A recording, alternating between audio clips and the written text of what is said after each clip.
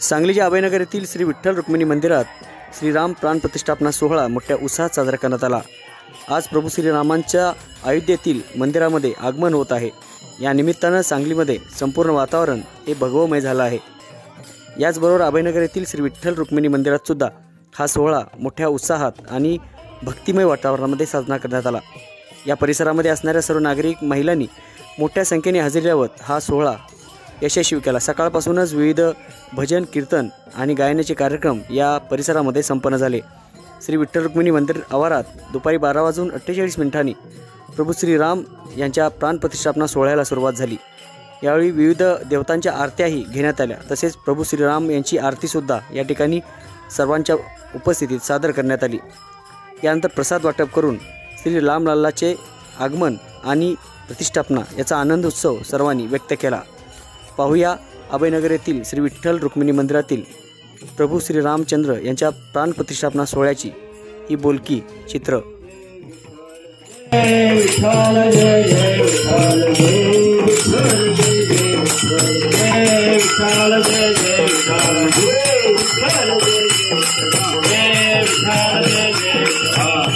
आरतीला सगळ्यांनी उभा राहायचं आहे।